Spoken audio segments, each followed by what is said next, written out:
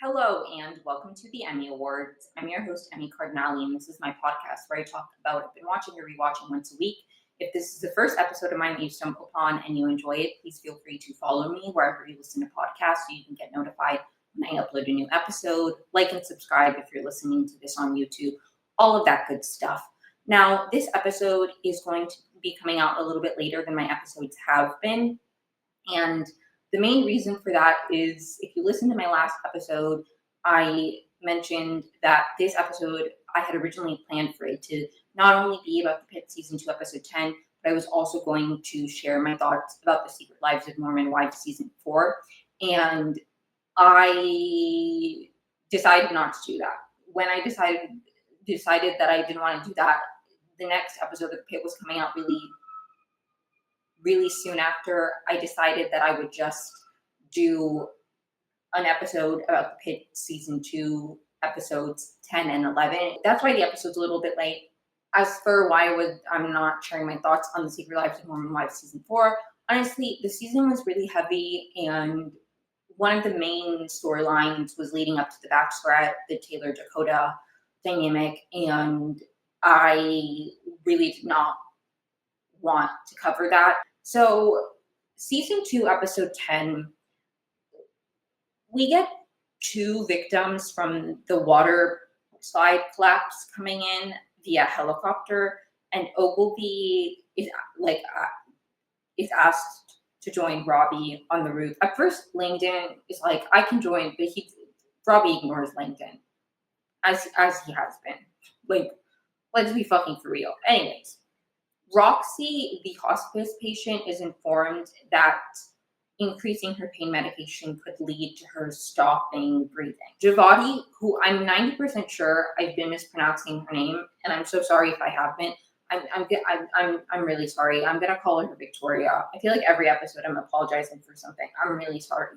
Anyways, she gets emotional and leaves, and then she and Mike have a conversation, and she's like, all they want, the children, Roxy's children, is more time with their mother, and here I am wanting to spend as little time with my mom as possible. And the thing is, that is obviously something to consider when you're young and you're, especially at the phase she's at. Not that you can't have familial conflict at many ages, but I think it is just very true. When you're going through these very transitional early years of your life, when you're especially Victoria, considering the fact that she is a prodigy, she's 21 and already in med school, she has had a very weird upbringing. But I just feel like there's a point where you begin to try to separate yourself from your parents, where it's very normal to, especially if your parents were overbearing or they really want to give their opinion on what you're supposed to do career-wise, your parents, it's understandable to have a bit of a I don't want to, my parents are pissing me off, they don't understand me kind of energy, and then sometimes realize maybe that doesn't matter, we should value our time. But I think it's also important to not necessarily always project these situations onto your own familial dynamics, because people are allowed to, every situation is different, and just because there's one child who's grieving a mother doesn't mean that your relationship with your mother and your conflict with your mother isn't valid, and you're not right to set up boundaries or to have walls between that relationship just because you're witnessing this other relationship. It's the human condition is just very complicated. So it's I think that's a beautiful thing to be maybe I am being too hard on my mom. These kids just want more time with their mom. Maybe I should appreciate the time I have with my mom. But it's also not wrong to have issues with your mom just because people are losing their parents, And I think it's also I am saying this with the knowledge of her mother is kind of rude to her throughout the next couple episodes, regardless of her being maybe I'm being too hard on my mom. No, actually, you're kind of right.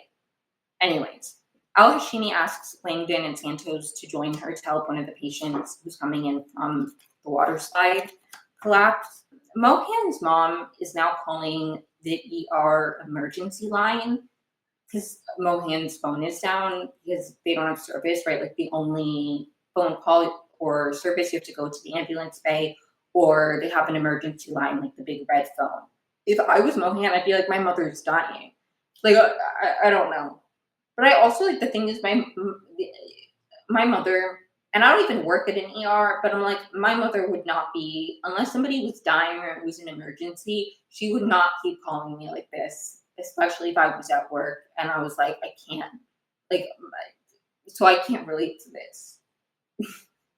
So, like, I don't know if my mom was calling me this many times, like, now I'm projecting my relationship with my mother onto Mohan and her mom.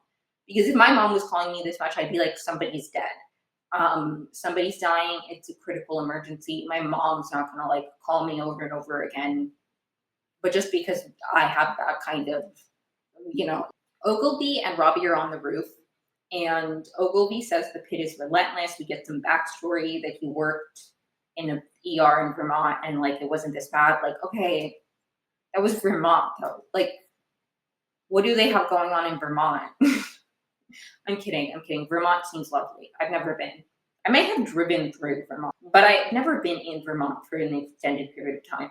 But I may have driven through there. Like, I don't want to say I've never been in Vermont because I'm like, I did once, like, I'd been up to Canada. In high school, my French class took a trip to Quebec and we took a bus and so we may have driven.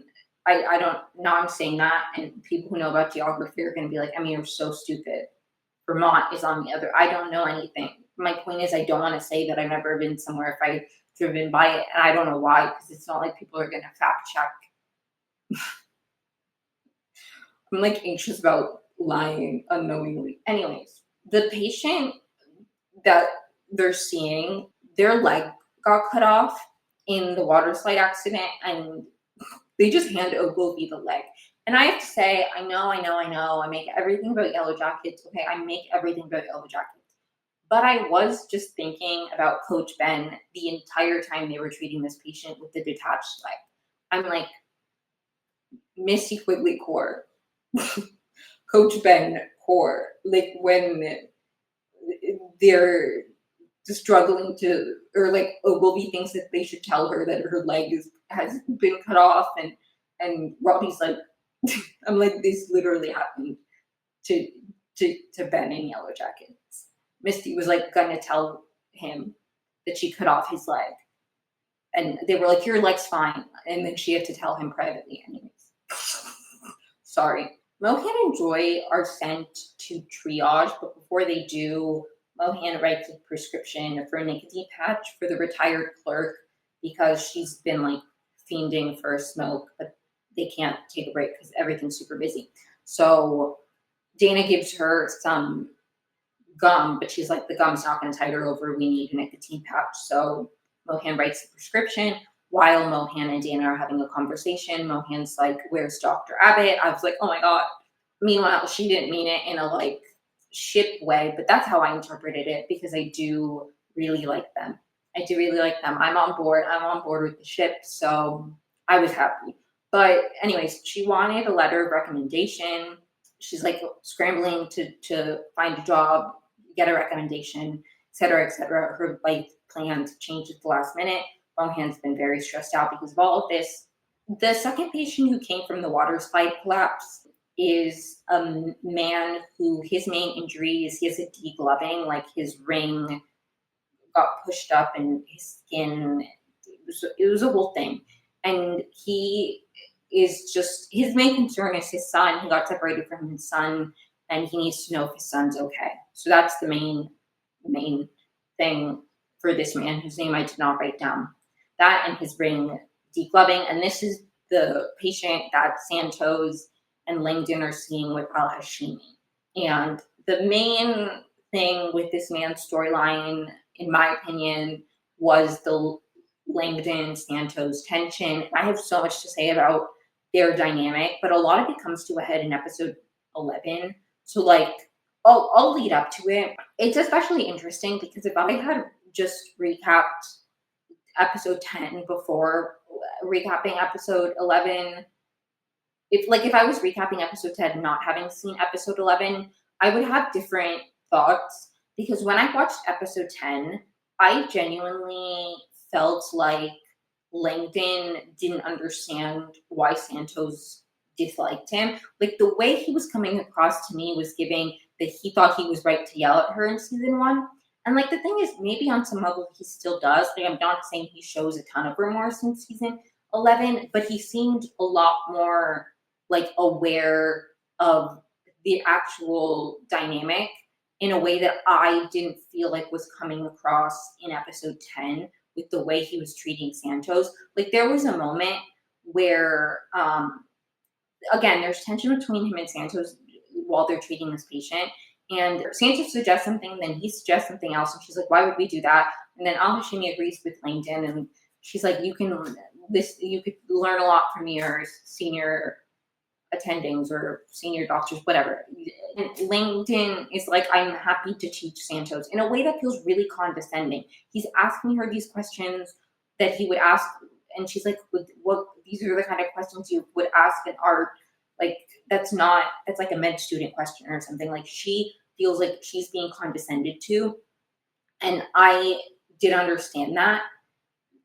So I don't know. I didn't really feel like he was approaching her with like an understanding of a like Santos might not like me, she's maybe right to not like me, in a way that irritated me because I think at the end of the day, you're the superior. And while yes, I do also think on some level Santos is maybe not the most like she is upset with him and she's not good at like checking that and like not therefore like at the end of the day, as much as like a situation like this would trigger you or upset you and your feelings may be valid, if you're in a professional setting, you need to do your best to be professional. And I do think in a lot of ways, Santos is not like she's not able to check her feelings and then communicate with Langdon in like a calm way.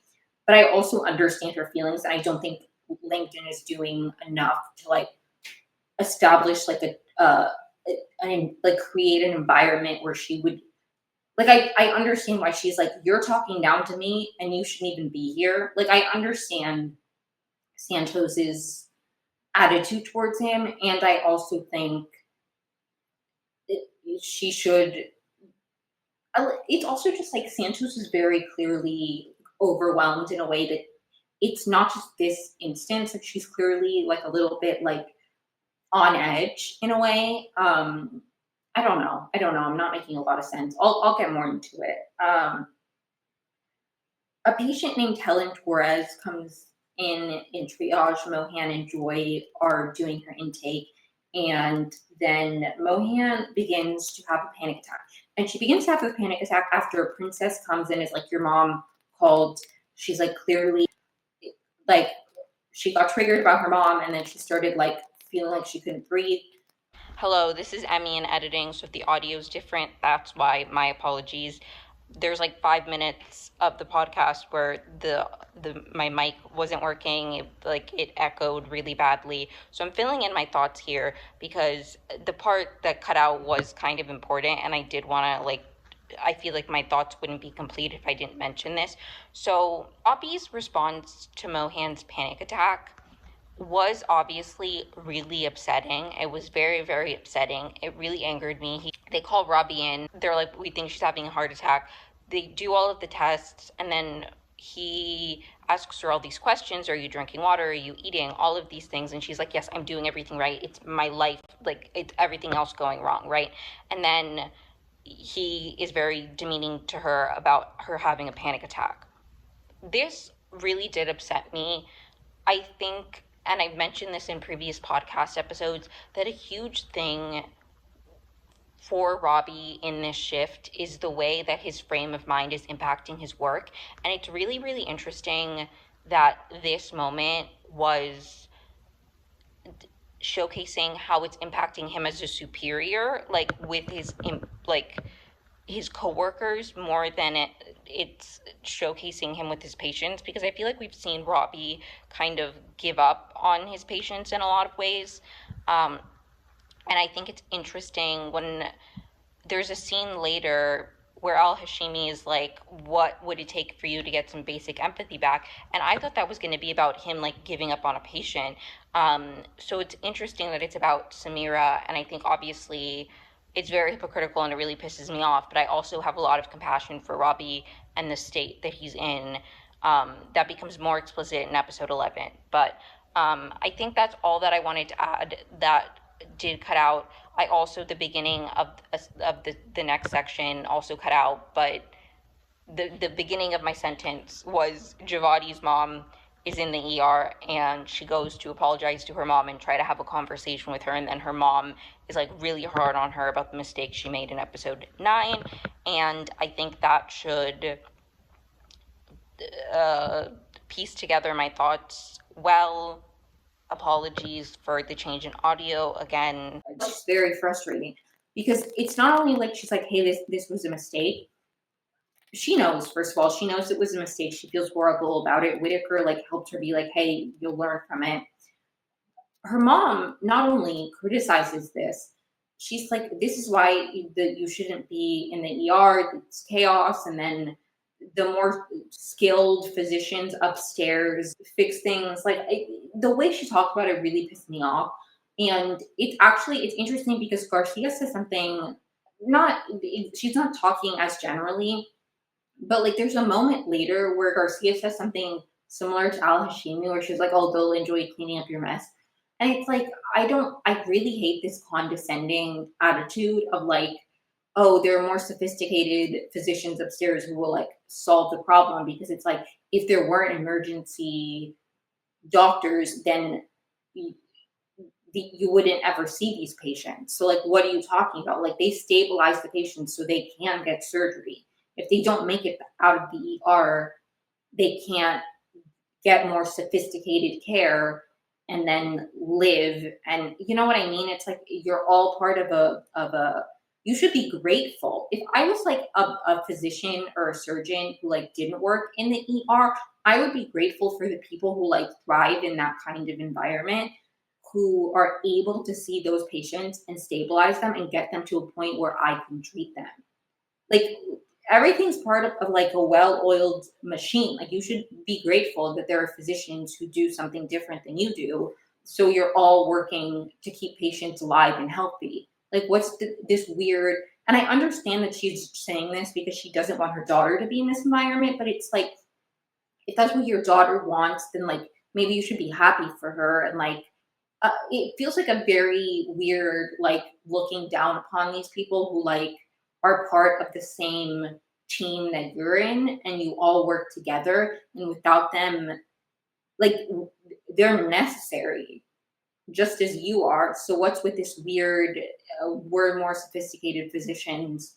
That like the more sophisticated physicians solve the problems, and it just made me sad because I'm like she was doubting herself and being like maybe I'm like not spending time with my parents, like I'm and then her mom's like mean to her, and it's like actually this is why the point I was trying to make earlier was the point I was trying to make earlier, because at the end of the day one person's loss, while yes, it can help you reevaluate and be like, maybe I am getting bogged down in the details and like I should just spend time with my mom and appreciate my parents and appreciate what I have. At the end of the day, just because somebody wishes they had more time with their parent doesn't mean that you're valid.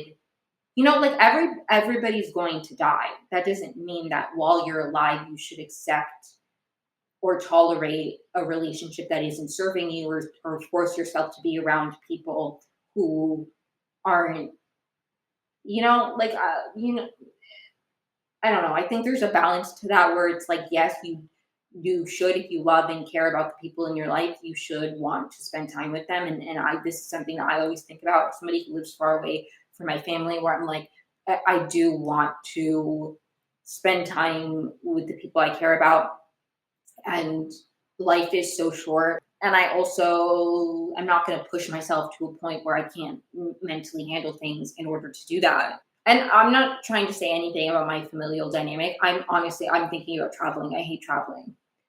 If my mom is listening to this, I'm like, I love you, I want to spend time with you, don't want to go on a plane. I really love living in California so much. The one thing I really miss about living on the East Coast is that things were just a lot closer. Like I could drive 7 hours and like be in Ohio. I could drive 2 hours and be in like Pennsylvania. Like everything was just so much like closer. I drive 7 hours. I'm still in California. And obviously, 7 hours is a lot to drive, but like to get to a whole other state, that's amazing. Like I want to go to my 5 year college reunion, but I really don't want to. Like I wish just for this moment that I lived in Maryland so I could just drive down. I did that drive multiple times. Anyways, Garcia scolds Santos.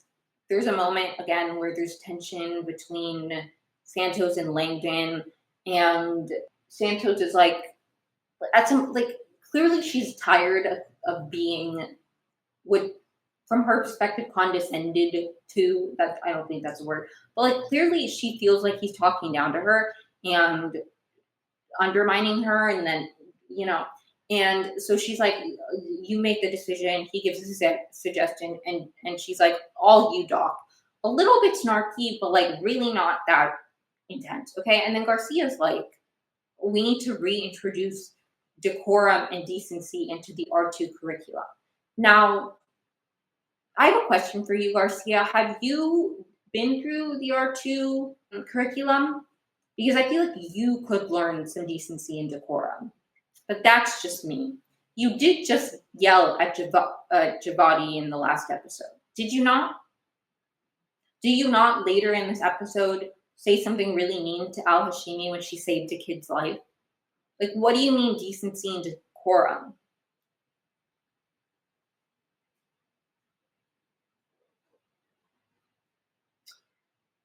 Moving on. They have a conversation later. I'll get to that in a second. Some quick updates on past patients. Howard, the patient who we saw, I don't remember what episode it was now.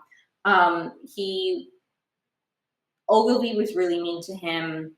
He was going to have a surgery that was like 50-50 chance, but without the surgery, he was 100% not going to make it. He's still in surgery as of episode 10.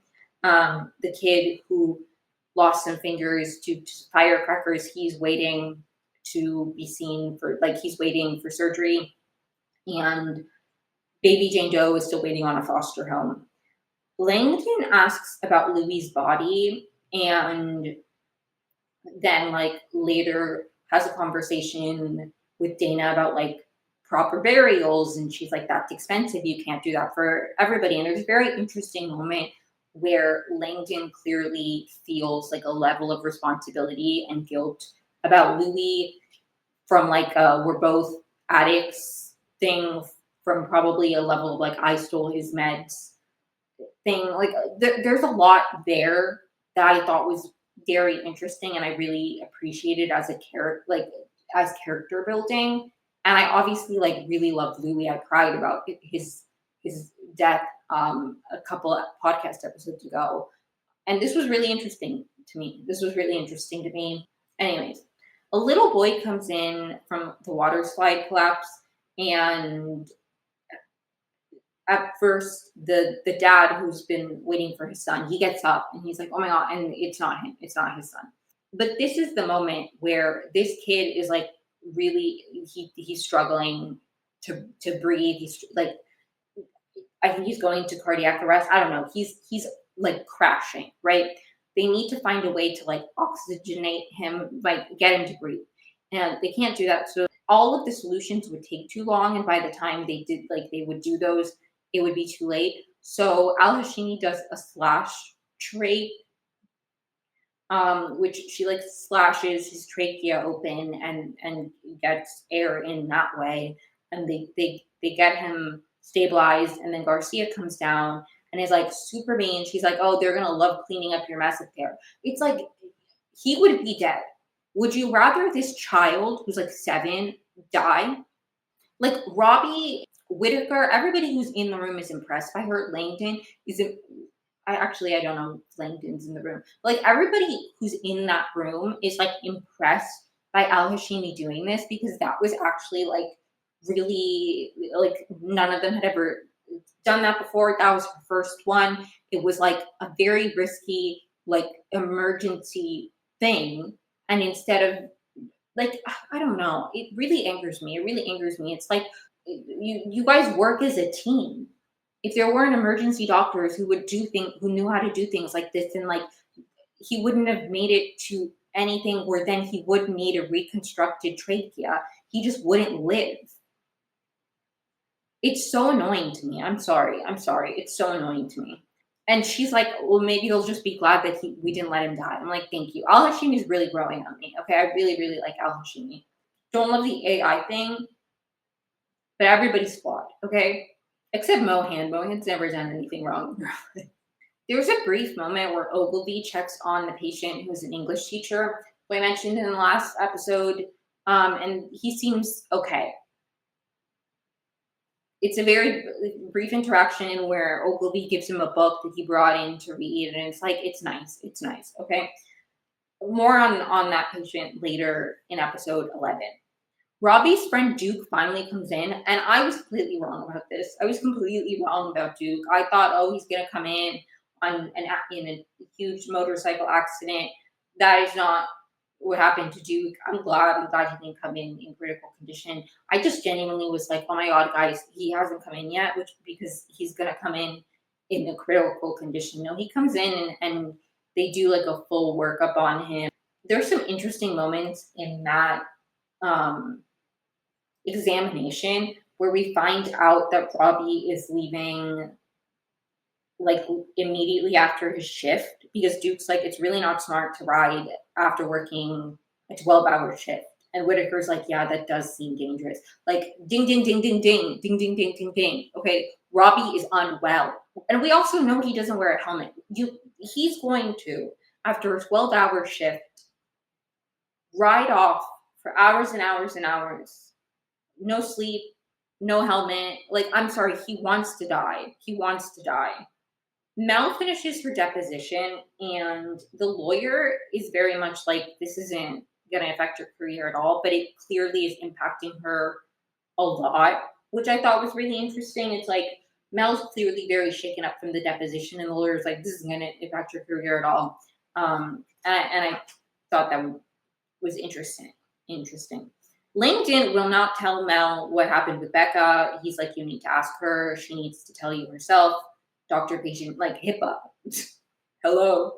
Santos gives Mel a stack of patients that she took on to like patients she covered for Mel. Mel's still unwell, right? From the deposition was a lot now. She can't find out what's wrong with her sister. She has all these patients. Mel is like struggling. Okay. More on that later. Santos and Garcia have a conversation, which angered me so much that I don't even like to think. It really angered me. It really angered me because I saw a lot of people like defending Garcia in this moment and being like, Garcia didn't do anything wrong. She was just setting a boundary. I don't think that was setting a boundary. Like basically, Santos is like, why did you like chew me out in front of Langdon?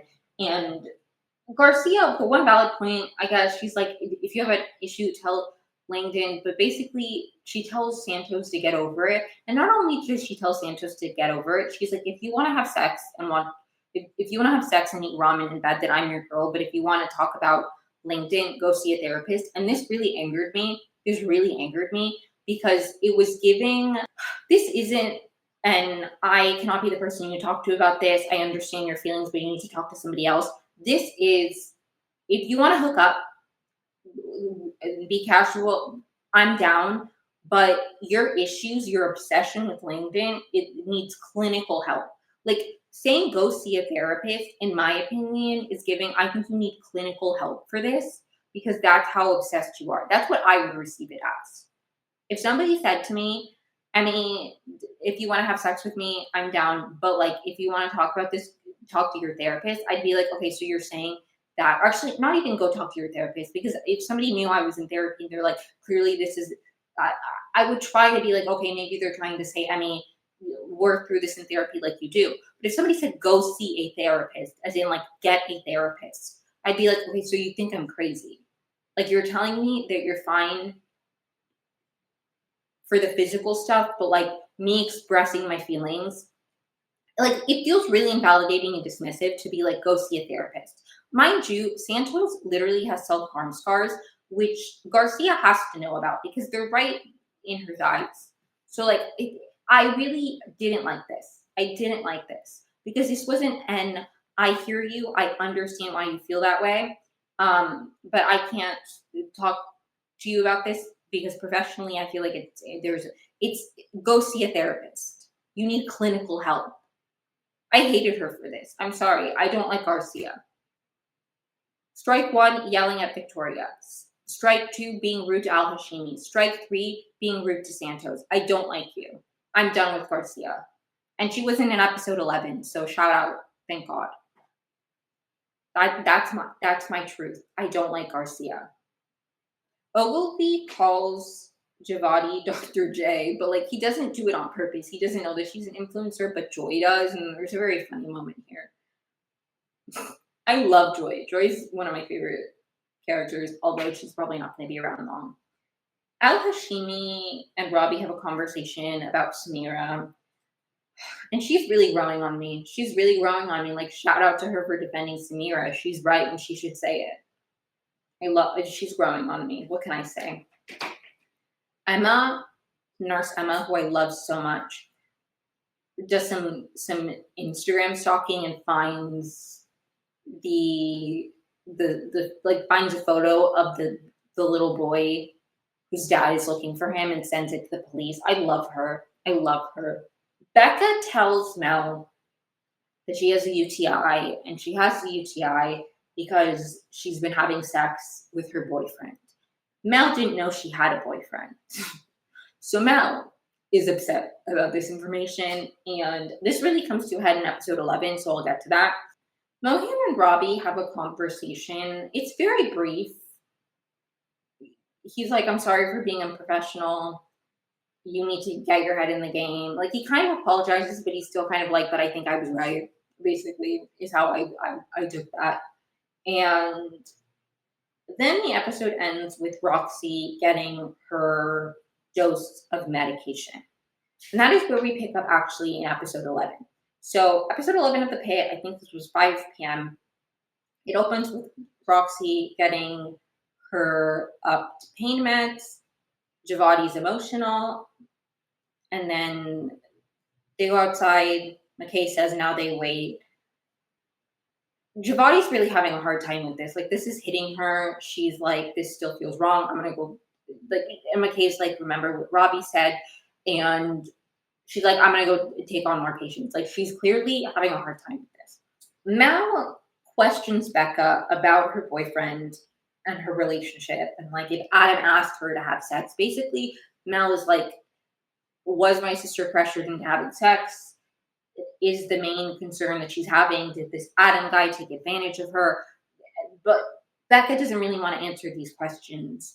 And Mel's very upset about this. Joy, Mohan is back working. And Joy tells Mohan that she takes Lexapro. She's like, it helps with anxiety. Mohan's like, I'm fine.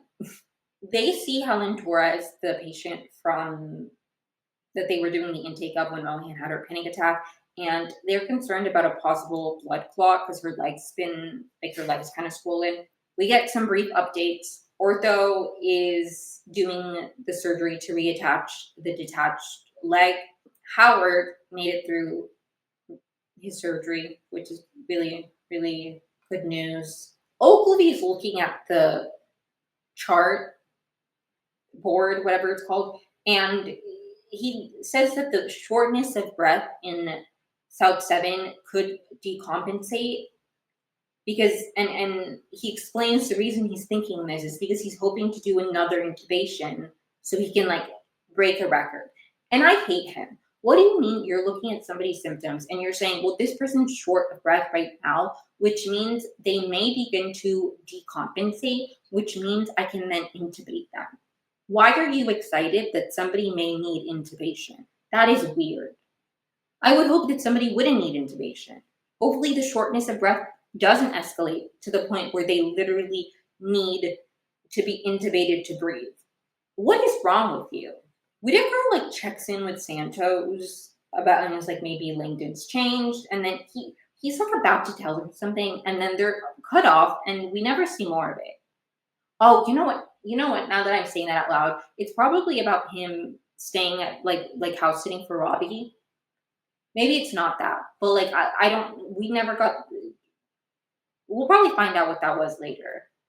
But if I had to guess, I think it's probably to tell her about house sitting for Robbie. Mel and Langdon have a conversation in the ambulance bay about Becca. Really worried that Becca is being taken advantage of, and Langdon and Langdon's like, well, are you her legal guardian? And Mel's like, no, we have like we set up this thing where she can make her own decisions. I don't remember the exact verbiage, but it was very interesting. It was very interesting, and I think this is definitely a big turning point for Mel. Like she thinks that she's responsible for her sister, and meanwhile her sister is having like a life doing things that like Mel doesn't really do. And it's a common theme where like earlier in the season a patient was asking her what she does for fun, and she's like, well, I mostly do like what my sister wants to do. And I think it's definitely like Mel's lost herself a little bit in the like I am like a caretaker for my sister kind of mindset, where she's not really doing things that she for herself, and then she's realizing that Becca is doing things for herself. It's very, very interesting. It's very, very interesting in terms of like furthering Mel's story. And I also really like this for Becca as a character. It's a very good storyline. I really, really liked how it was done. And I'm happy for the Mel and Langdon shippers, I guess, that they interacted. Like, I just genuinely, I don't know. And I understand people can ship whatever they want, but like, I just don't see the romance there. It doesn't click for me. Editing Emmy back for another update, some stuff to cut out that is necessary to the plot, so I'm just gonna kind of go through it as fast as I can because the audio is not very good. So when Mel and Langdon are having their conversation in the ambulance bay, a mother drives up with her son who's unresponsive, and he is a patient that they treat throughout. Hey treats Kiki, somebody she met from the street team, out in the park, and she brings Ogilvy, and the way Ogilvy behaved furthered my disdain for him. But I really like the McKay and Ogilvy dynamic. Like, I think she calls him out really well. Like, there's a moment where he's like, I don't understand addiction. It's like, nobody asked you. Nobody asked you. I don't understand why you seem to find pleasure in intubating people, you know?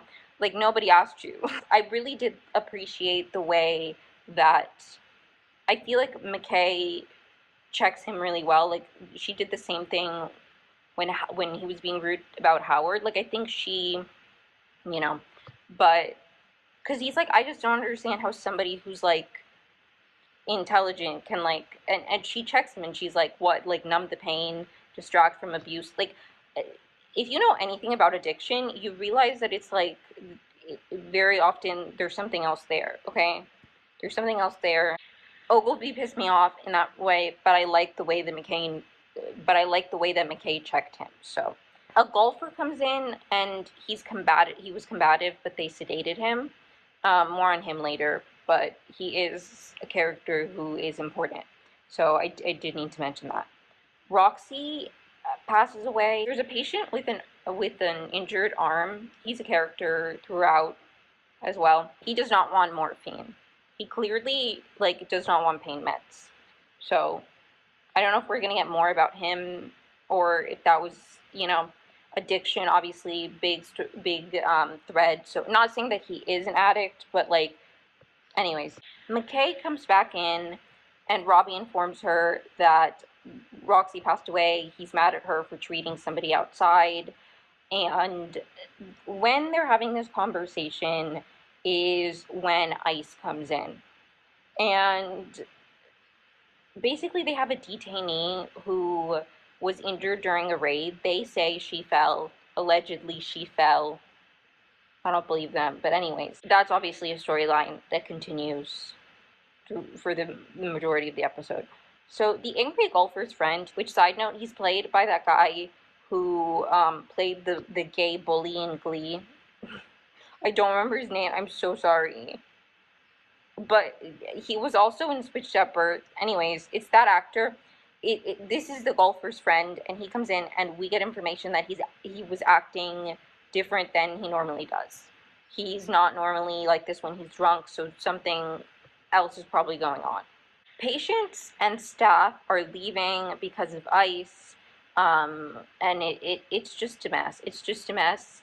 The ICE officers are assholes. They won't let them treat the patient like a human, basically. Like, they won't let her call anybody. They just want to get her checked out so they can process her. I've seen many people say this, and I believe it, that it's unrealistic that they would even have ICE, that ICE would even bring in their detainee. That does seem unrealistic to me, that they would bring somebody into an ER. But maybe there's something about, like, once they're processed, the treatment is even worse. I don't know. I have to be honest. I haven't consumed a ton of stories about the current state of ICE and detention centers. I know there are people who have come out and explained, like, their experience being detained and everything. I honestly haven't looked into any of those stories, so I don't know about the conditions currently. I have read many like firsthand accounts of people in ICE detention that were from years and years and years ago. So I understand the brutality of ICE detention. Even under a Democratic president, people are like, "Oh, you guys only care now." It's always sucked. But I don't know the reality of ICE now. Like, I know that I know some of it, but my point is, I can't. I don't know. Anyways, the English teacher patient that Ogilvy had been treating, he begins to crash. He begins to crash. They go to check on him. He was just waiting to be discharged. With his, he wasn't experiencing any pain. He was just waiting to be discharged. They go check on him, and he's like fully, it's a critical condition. They go, it's something with his aorta. We find out that Ogilvy didn't check his aorta. They're like, he's like, the kidney was fine. Robbie's like, what about the aorta? And he's like, I didn't check the aorta. And then he's like, who did you present the case to? Ogilvy says Mohan, and then Mohan's like, you said the rest of the ultrasound was normal. And he's like, I was talking about the other kidney. So now it's this whole nightmare. This poor, I thought, oh my god, this English teacher is gonna die. Another reason to hate Ogilvy. He literally led to the death of an English teacher. No, I'm kidding. He did feel bad about that. Okay. But again, it's just like, I didn't check the aorta. Okay, but you're trying to collect intubations like they're fucking like it's like Pokemon. Like, what do you mean? Like, if you're gonna be this cocky and this like excited about like doing things when people are in critical condition, shouldn't you want to be as thorough and like I don't know. I can't stand him. I really can't stand him. Or even just the like saying I don't understand addiction, and then McKay's like, maybe try to be empathetic, and he's like, I am empathetic. It doesn't make sense to me. It's like, you're not trying to understand people though. Like, you're not actually being empathetic or understanding or compassionate in any capacity. So it's like, it angers me. It angers me so much because it's like, you're actually just not. You're actually just not empathetic. You're not. He pisses me off. Anyways, more on this English teacher later. Okay, Mel Santos and Whitaker fixed the baseball guy's like dislocated arm, and he does it without pain meds. Javadi's mom comes down to help with the English teacher, like a surgical solution, because Garcia's like tied up. We also find out that like surgeries lost some nurses because they're scared of ICE as well. And once again, she's mean to her daughter. She's like, who missed this? Was it you? Ogilvy's like, no, it was me. And they're going in to do something with the heart. I don't know anything about med. I don't know anything. But Robbie is like, Javadi, why don't you step in and show your mom? He doesn't say your mom, but like, show your mom why you're good, like why you belong in the emergency department. I love this. I love this. You know what? Like, that's the thing about Robbie is like, he pisses me off, but he has moments like this where I'm like, I really like him. Earlier in the episode, or maybe it happens later, but I don't think I wrote this down in my notes. Like, there's a moment where he asks Mel how her deposition was, and then Mel is like, it was fine, I'm not really allowed to talk about it. And then he's like, who do you talk to? Like, I think Robbie's heart is in the right place. I think he's just unwell. But anyways, they are able to stabilize the patient, the English teacher, and he goes up to the emergency room. And more on that in a second. Whitaker and Santos, they like bicker about who's gonna fill out a note, what about like the guy whose arm they fixed. And Mel gets frustrated and like storms off. She's like, "You guys decide," and she just leaves the clipboard on the floor and storms off. Mel is not having a good day. Once the patient, the English teacher, is sent upstairs, Ogilvy apologizes to Robbie, and Robbie's like not super hard on him. And then Mohan apologizes, and she's like, "I'm sorry too. It was all my fault." And he's like, "Yeah, it was all your fault." Like, damn. And Mohin's like, "Maybe I'm not cut out for this." He doesn't say anything. Clearly, she wanted you to say, "No, you're totally cut out for this. You belong in the ER. We want you here." And you know what? He doesn't say any of that. He doesn't say any of that. And here's the thing, okay? A lot of people are like, Robbie's misogynistic, Robbie's misogynistic. And I do think that there are certain instances where I do think Robbie has a bias, and I do think his misogyny plays a role. The way that he didn't want to ruin that kid's life in season one, when the kid had like a list of girls he wanted to harm, not good, not good. I also just don't think it's so black and white of like Robbie treats the men differently than he treats the women.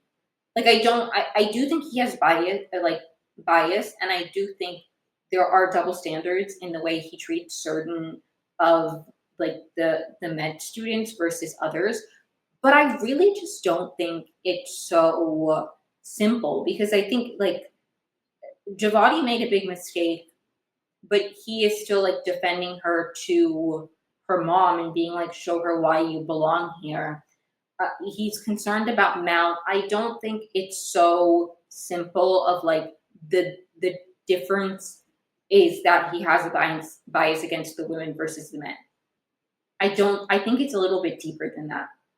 I think the reason he treats Mohan differently is because he sees himself in Mohan. The things that he's upset with Mohan are things that he judges in himself. I don't think I think it's easier for him to stick up for people, to defend people, to see the good in people who are more different than he is. I don't think it's about, like, I do think Robbie has bias, and I do think there are double standards in the way that he reacts to one person versus another. But I just don't think that it's super black and white, that it's misogyny. But maybe that's just my read on Robbie. I understand people being like, he was so like fine with Ogilvy, and then it's also just like in this situation, I do understand, and I hear you, okay, that I don't like the way he spoke to Mohan last episode.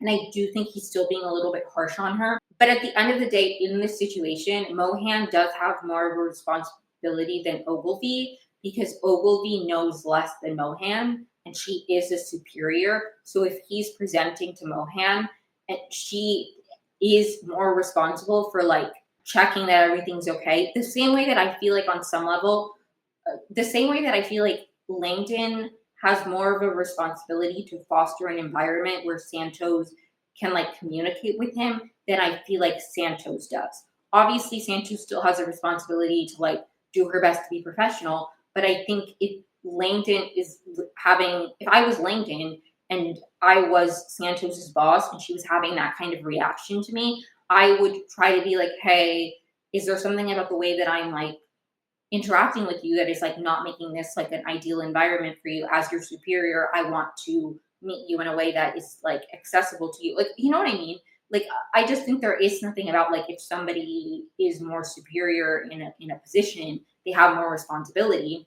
So while I do think he's very hard on Samira, and I think specifically in episode 10, the way he spoke to Samira was uncalled for, I don't think in this moment he was particularly like showing a bias because he was harder on Mohan than he was on Ogilvy.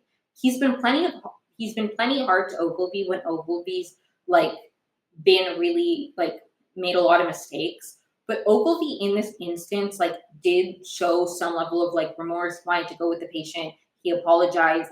Like maybe from Robbie's perspective, he's like Ogilvy finally feels like is acknowledging that he did something wrong. So I'm not gonna pile on when he's already feeling bad. Whereas he expects more from Mohan. I think it's a little bit more complicated than like the difference is he has a bias against women. I do think he has a level of misogyny to him. I'm not saying he doesn't. I just don't think that's what this is about. Anyways, moving on. Robbie gets mad at the ICE officer, and this leads. I mean, it's not really his fault. I'm not saying this leads as in that's his responsibility, but it does. ICE does begin to then escalate. Well, first they get the X-ray back, and she doesn't need like she just needs like a sling. Pranita, the detainee, the patient that they're treating, who's in ICE custody. I don't want to call her the detainee. That feels so demeaning. But anyways, Robbie gets mad at this ICE officer. He's like, my staff is leaving, my patients are leaving. You've caused a disruption. And you know, he kind of popped off, but also I don't know if this made things worse or better. But anyways, the ICE officer then goes and he like they're like, we're leaving. The nurses, meanwhile, well, and not even just the nurses, McKay, the nurse Jessie, they're like, she needs a sling. And he's like, no, we're leaving. And he begins to grab her by the arm that is literally injured. Jessie steps in, he's a nurse, steps in to be like, hey, you're hurting her. It escalates. Jesse's detained. They leave with Jessie and Pranita. It's a whole mess. Fuck ICE. Anyways, moving on. Al Hashimi finds the mother. Oh my god, I barely talked about the kid who came in unresponsive. They like cool him down. They're treating him. He could have like sustained injury. A lot of the mother's explanation of things seem odd to like some of the people, specifically Joy's. Like, this doesn't make any sense. Anyways, at some point, Al Hashimi steps out, and then when she comes back, the mother's gone. And she finds the mother wandering into traffic. She almost gets hit by a truck. So they bring her to a room. They think that they might need to observe her under 302, which is a code like danger to others, or danger to self, sorry. And there's a really powerful moment where like you can tell that as soon as there's a conversation about like somebody being a danger to themselves, this really impacts Robbie. And later when they do her intake and they're asking questions, like the shot, like the way this was shot was really, really impactful because it was like they zoomed in on Robbie. It was really, really emotional. I'm like, okay. As if we didn't know already that Robbie was suicidal. We all know now. And you know what? I understand. That's why I have such an empathy for Robbie because I have the same, like, it really hits close to home for me as well when people are exhibiting signs of being suicidal, which is why, as much as Robbie's behavior is pissing me off, I do feel compassion for him more than I feel like a judgment or, you know what I mean? Like that really, I understand that. I understand that the way that Robbie like had a visceral reaction to like the idea that this woman was like wandering into traffic. I get it. I get it. Helen, who we saw last episode in this episode as well, she's one of the patients who left because she was scared of ICE. Will she come back?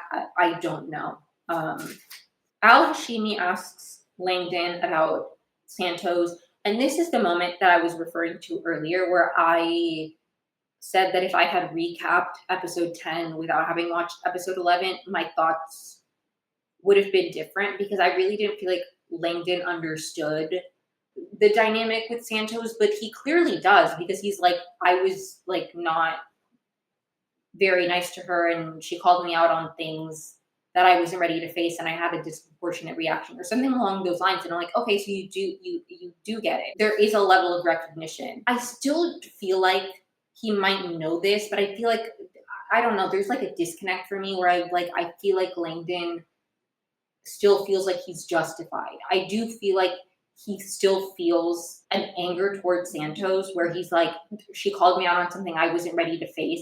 I feel like on some level he's still like, she called me out on something that I wasn't ready to face, and that facing, like, I feel like he's still at a point with his recovery where like he's angry that it was discovered. Like I don't feel like I don't know, and maybe I'm completely wrong. Maybe I'm not reading Langdon's character well, but the way he approaches it, and even the way he talks to Santos later, like I really feel like he's at a point in his recovery where he's like, she called me out on things I wasn't ready to face. I feel like on some level he's still not ready to face it. Like he still wishes he hadn't had to face it. Instead of like getting to a point with your recovery where you're like, I'm ashamed of what I did, but I'm so glad I'm sober. Like facing it, that rock bottom, as horrible as it was, it saved my life, which is I feel like a more healthy place. You know, like I feel like he's angry that he did have to face it, even if maybe things are better. I feel like on some level he wishes he hadn't had to face it. You know, he's angry. Anyways, I'll get to it in a second. Mel and Dana have a conversation about Becca, and this was really interesting. I don't really have anything. I really don't have much to say about it. I feel like it gave us a little bit of insight. I don't know if what Dana said, like the message she was giving Mel, is what Mel really needed to hear. I think it was an interesting of her being like, this isn't about you. Like I feel like she was trying to be like, Becca's having her own life, but I feel like that is the exact thing that Mel was so impacted by. Of like, I watched Elf however many times. Like I'm doing things for my sister, and she's having this life. Like I feel like what Dana said to her is the exact thing that Mel was like freaking out about. But it was an interesting conversation nonetheless. Duke, Robbie's friend, his x-rays come back and they're concerning. He may have lymphoma. So he has to get a CT, and then Duke's like, will you be here when that comes back? And he's like, yeah, I wouldn't feel comfortable riding if this is rushed. So shout out to Duke needing a chest CT because that's gonna keep Robbie in the ER longer. And hopefully save his life. Like I swear to God, the season has to end with Robbie deciding not to do the trip, right? Right? I don't know. I don't know. Langdon and Santos have a conversation, and this is where what I was trying to say earlier comes up, where I feel like he's still angry. He like apologizes, and then she's like, she doesn't buy it. She's like, nobody here even knows what you did. You shouldn't be here. I should have reported you. You should have gotten fired and been to prison. You stole meds from the hospital. And he's like, you don't know what I've been through. My wife threatened to leave me. I almost lost my kids. Santos is like, that, okay, those are the consequences to your actions. And this is where I really am getting that feeling that I was trying to articulate earlier of like, I feel like he's mad that he even had to face it. Like what he said about like Santos called me out on something I wasn't ready to face. I feel like he's mad he even had to face it. You know, like I feel like he's mad that that was something he was even confronted with, and it was a problem he even had to address. Which I understand that. I feel like sometimes when you're in a destructive situation, it's like getting out of it. Sometimes you're like, I wish I hadn't had to. It's hard. It's hard because change is hard. Even when your baseline and what you're used to is destructive and chaotic and bad, you're familiar with it, and it feels safe in a way, even when it's dangerous. So I understand being resentful of the fact that things had to change. I just feel like when you get to a point of healing, you're grateful that you did have to make that change, because even though the change was difficult, you're healthier, you're happier, you're in a more stable place than you were when your stability was chaos. And I just feel like Langdon's still at a point with this change where he is just resentful of the fact that he had that anything changed, that his dynamic with Robbie changed, that he has to be like that he's facing what it means to be sober. You know what I mean? I don't know if I'm making any sense. And maybe I'm completely far off. I don't really know. I really understand Santos. I understand why maybe she feels like she's defensive because she's like, you're talking down to me. You're like, I understand why she's defensive. And the fact that like she says that only three people know. She knows, Robbie knows. Who's the third? Garcia? Is Garcia the third? I'm really, really curious what like the general understanding of LinkedIn leaving is, especially if people have a perception, even those who don't know, because Whitaker obviously knows that there's an issue with LinkedIn. Do, does Whitaker know the details, or does he just know that Santos had some conflict? Like, is the general understanding that the conflict with Santos had something to do with him leaving, but not that the conflict with Santos came to a head because Santos knew that he was stealing, like, picked up on the fact that he was stealing medication? Like, I'm just really fascinated what the general understanding is. Obviously, they think that he just, but how do they think his addiction came to light? Like, do they think it had something to do with that? Like, are they aware like that was like I'm just really, really curious. I'm really, really curious about like what the general understanding of what happened to Langdon is. And if there's a general perception of Santos's role in that. You know what I mean? I'm really, really curious. Anyways, I really appreciated this. Was it particularly satisfying for me in terms of like what I really wanted, a real amends from Langdon with Santos?